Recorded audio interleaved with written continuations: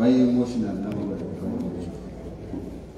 Waan profeesarri dubbatanis waanuma beeknu yoo ta'e iyyuu garuu akkaataan itti ibsanii fi dhugaan jiru nama dhugaa irraa dhagahuun baay'ee nama gammachiisa. Uummanni keenya uummanni Harargee qabsoonni koloniyaalistoota warra ejensi wajjiniin godhe akkuma sila Profeesar Mahammad dubbatan jabnummaan isaanii gootummaan isaanii namootuma isaaniin kan mirkanaa'e akkuma isaan sila dubbatan koloneel Mahammad Muktaar jedhamu ajajaan waraana warra Misrii akkaataan itti kaa'e gootummaa isaanii akkaataan itti kaa'e akkaataan sila Profeesar kaa'anii garuu waan isaan hin kaasin keessa tokko akkaataa isaan itti hiriiranii lolan tokko kanuma Profeesar Mahammad barreessa kanan irratti akkaataa isaan duraa du'uu dhaabbatanii akkaataa isaan hiriiranii itti lolaa ture yeroon isaan isa dura jiru tokko yeroon wareegamu bunni kufu inni booddeedhaan dhufu immoo akka nama sirba deemutti gammadaa itti aanee wareegamuudhaaf gara fuulduraatti deemaa ture. Akka kanaatiin lolaa turan, akka kanaatiin wareegama guddaa kaffalan. Bakka hedduutti gaara mul'ataa keessatti waraana gaggeessan keessatti akka kanaan baay'een isaanii kufaniiru, baay'een isaanii miidhamaniiru, haa ta'u iyyuu malee gootummaadhaan gatii kaffalan jechuudha. Gara sochii afran qalloo waggaa 60tti yoo deemne itti fufiinsuma qabsoo duraadha koloniyaalizimii irratti warra Egypt irratti Minilik irratti yeroo sana akka ammaa kana maallaqaaf jecha miti kan namni weellisu kan namni sirbu ittiin beekamuudhaafis miti garuu eenyummaa ofii ittiin mul'isu eenyummaa ofii ittiin beeksisu qabsoo eenyummaatiin gaggeeffamuudha qabsoon bara sana ture jechuudha. Qabsoon suni Harargee qofatti daangeffamee hin hafne guutummaa Oromiyaa keessatti qaanqeensaa babal'atee hawwisawwan hedduun Oromiyaa keessa akka isaan babal'atan taasisee jira. Uummanni keenya akka of baruu fi akka eenyummaa isaa barbaadatuuf karaa guddaa saaqiitti jira jechuudha. Kanaatiif afran qalloon gumaachinni mootummaa Oromiyaatiin taasise hagana jechuun hin danda'amu baay'ee guddaadha jechuun hin danda'amu. Amma Profeesar Dumarratti akkuma kaasan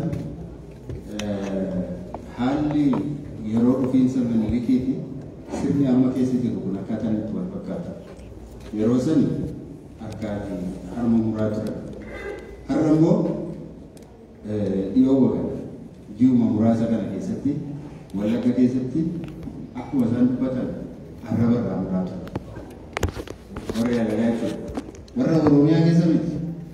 Wannoo federaalaa isinitti hin fakkaatin loltuu federaalaa miti. Yookaan ibsi poolisii federaalaa isinitti hin fakkaatin. Warra daangaan ce'ee dhufetu warruma kaleessa Minilik. Warra mootii masaa warra isaaniitu dhufee daangaa ce'ee Oromoo arraba irraa muraa. Akkuma isaan jedhan mana irratti gubaa jira. Mana midhaanii wajjiniin guba. Durillee mana duwwaa gubu turan. Har'a loon akka keessa jirtutti, jabbiin akka keessa jirtutti, dhalli namaa akka keessa jirtutti wajjiniin gubaa jira. Kun dhugaa kanaatiif wal fakkaata. Inni yeroo sanii fi inni amma waggaa afran kana keessatti wanni argaa jiru isuma amma Profeesar dubbatan dhugaan isaa isuma. Kanaatiif mootummaa akkasii bira dhaabbachuu hin dandeenye. Mootummaa akkasii tumsuu hin dandeenye. Gabrummaa tumsuu hin dandeenye. Gabrummaa ofirra tursuu hin dandeenye. Uummanni Oromoo akkuma kaleessaa irraallee ka'ee mirga isaa kabachiifachuuf dhaabbachuun dirqama isaati. Karaa hundumaa mirga isaa kabachiifachuu fi dhaabbachuun dirqama isaati. Eenyullee kan dhufee mirga isaa kennuuf hin jiru. Waa'ee afaan Oromoo isaa nama dhumarratti dubbatan waan argan qabu, waan dhagaan qabu. Afaan Oromoo warri mootummaa nama PP jedhamu kun amma aangorra jiru gaafuma ofii isaanii gaafachaa as ba'aniyyuu afaan Oromootiin hojjenna garuu qubee saafaatiin hojjenna jechaa turan. Lola meeqa gidiraa meeqanidha qubeen kun kan inni mirkanaa'e. Amma dhiyoo kana moo maal gochuu eegalan? Tokkoffaa kutaa tokkooti akka 8tti afaan Oromootiin isa baratamu ijoolleen keenya gaafa yuunivarsiitii galan sababii isaan ingiliffaatti dadhabaa ta'anii akaadaamiitti dadhabaa ta'aniiru sababii kanaatiif tokko haguma ja'a qofatti afaan oromootiin haa baratan isaa wal ingiliffaan haa baratan kan jedhu malaan shiraan itti deemaa turani. Waan sana ammallee naan hin jiru. Riisarcheroonni isaanii ammallee ittuma deemaa jiru. Istooriyaan isaanii ammallee ittuma deemaa jiru. Dabballoonni isaanii namoonni siyaasaa isaanii hundumaa itti deemaa jiru. Namoonni keenya tokko tokko. Kana otoo shira kana osoo hin hubatin dhuguma ijoolleen keenya yuunivarsiitii ingiliffaatti dadhabaa taate sababii kanaaf tokko amma saddeetitti afaan oromootiin sababii barattuuf kan jedhu kan bira dhaabbatu kan tumsu kan gargaaru walaalinaan ammallee hin jiru. Garuu kun shirri isa kanaaf miti. Kutaa 7 fi 8 afaan ingiliffaan barannaan afaan ingiliffaan namni barsiisu hin jiru warra tumata. Yoo dhufan afaan maaliin barsiisu afaan mamaaraa yookaan afaan beekanii hin barsiisu. Afaanichi balleessuu jechuudha.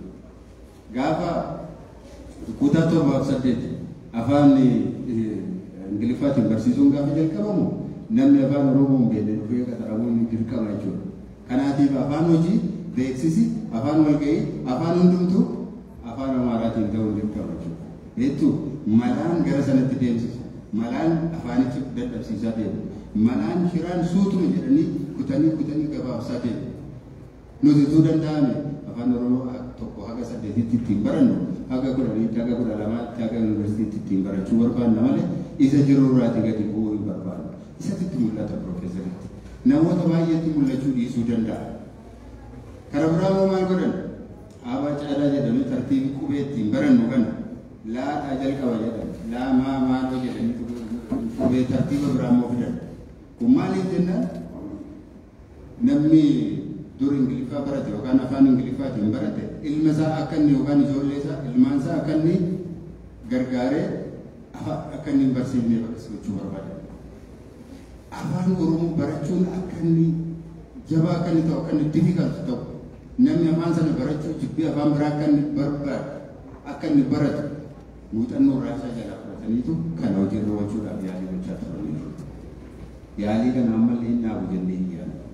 Maaliif wanti amma deemaa jiru waan intirestii oromoof fedha oromoof mirga oromoof waan hojjetu miti mootummaan kun. Kanaatiif mootummaa kana irratti jabaatanii qabsaa'uun sirna kanaa jiruun sirna kana fonqolchuun sirna kana garagalchuun dirqama. Amma kana dubbachuudhaaf hin dhufne garuu haasaan Piroofeesar Mahammad baay'ee nama tuttuqa waan keessa namaa jiru aarii silmayyuu keessa namaa jiru deebisee namatti kakaasa. Kanaatiif ofin irraanfatinaa ofin dagatinaa wanti achi asitti deemaa jiru waan salphaa miti ammallee wanti suutaan nutti lo'aa jiru kun waan salphaa miti waan jabaadha. Kanaatiif ammas qabsoo guddaatti isin eeggata fayyaa ta'aa galatoomaa jabaadhaan isin eeggata.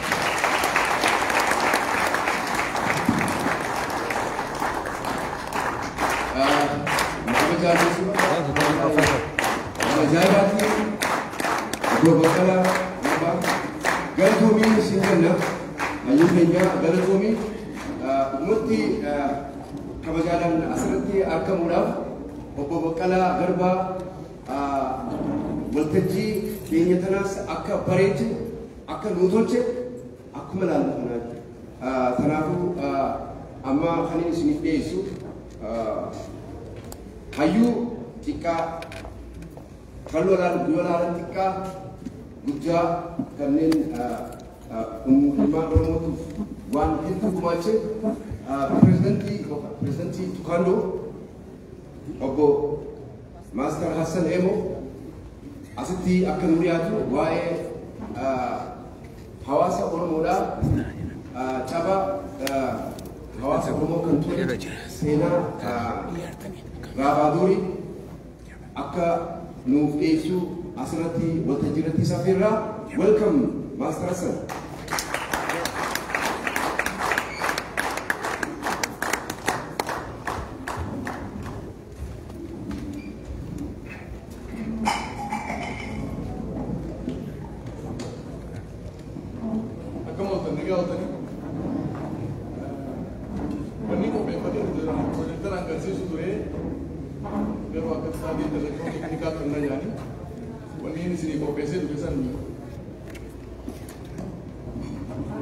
Akana yaadin taane jechuudha ammoo mata irraa qabu irraa hin dubbata waan sagantaan akan nama Oromoon dura akkamii jiraachaa ture roorroo ammata arabaatis ta'ee habashaa osoo hin dura Oromoon akkam ture waan jirurraa waan haasa'ee yaanitiin waan san barreeffamaan qopheeffadhee dhufee ture haa ta'u immoo uumaan irraa yaadachuu irraa hin dubbadha eega barreeffamni gaarii ture hin galee Oromoon akkuma dubbate san ummata hedduu namooma qaba namoomni isaa gudoora jaaniin greatest guddaattis dargaa gudoora warra ga'e namooma yookaan kana jedhu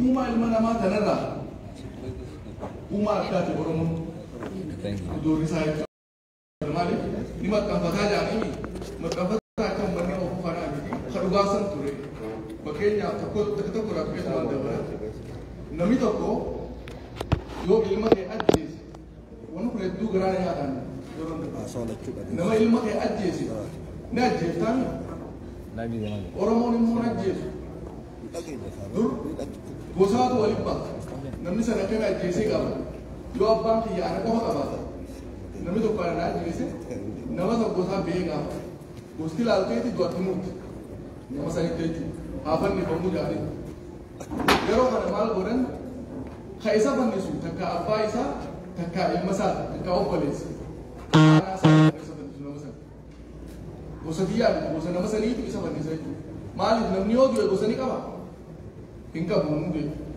sanii gosti fannifti yeroo fannisanii osoo lubbuun irraan baane abbaan kiyya dhaqee funyoo san muree isa san ilma godha maaliif funyoo san yeroo mure akka waan amma dhaleetti fudhatu akka waan amma dhaleetti waan gosa irraa beekte already gosa irra jeefte irra fuudhee ilma godhate ilma funyoo ja'an himaatiin akkana akka jiran yaafe asachi namni ilma kee ajjeese fuudhee ilma godhachuu caalaa wanti jiru ummanni Oromoo tanaaf gudoora qabaa guddina guddaa qabaachaa ture ummata heera tumatee heera mataa isaatiin bulaa ture gadaa duratti illee baarameera gadaa duratti illee ummata heera tumatee heeraan bulaa ture waashaniin bulaa ture heera qaba seera qaba hooda qaba raaga qaba aadaa qaba heera seera hooda raagaa fi aadaa waashanan kanaan buluu ture Oromoo fakkeenyaaf isin haasa kanarraa heera ugaa jennu heerri har'a afur qabaa jira lallabaa jira ootaa jira dhalootaa jira gaadaa jira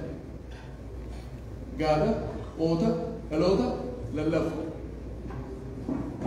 dhaloota jechuun yaadii gama gartee adeeraa ilmaa obboleessaa gama dhalootaatti jechuun gama dhiiga gurbaatiin dhufu yaa'ii gama siin dhuftuuni dhaloota jaan oota jechuun gama haadhaatiin teessumaan haboon gama haadhaatiin yaa'ii dhuftu jechuudha oota jaan kaan dhaloota lallaba jechuun ilmaan guddifatu jiraami ilma kana laaftutti ilaalina Oromoon ilma yeroo wordii isaarraa yeroo baatan ilma jechuun narraa ilmamee jechuun kan tokko ilmooti yeroo jedhu narraa ilmamee jira soo kafiyaa bakka duulaa dhaqee cabsellee duula ganda tokko dhaqee yoo cabse Oromoon akka dheeru Piroofeesar Yeesan ni balleessi jaabashaan Oromoon immoo duulallee dhaqee cabse ilmoo san hin ajjeesu ilmoon buutii jeen ajjeesu fuudheeti ilma dhukkee jee maxxanfatu ilma dhukkee kaati darbitee biraaleen teelee ilma mitii jee maxxanfatu so wannoonni isin jiru kun amma namoota Oromoo irratti dhaabbate jechuudha heera kana tumateeti heera lallabaatiin kanas bakka itti ilaalu heera gaadaa jee keessummaa gaafa duraa daldalaaf humni ol keessa deema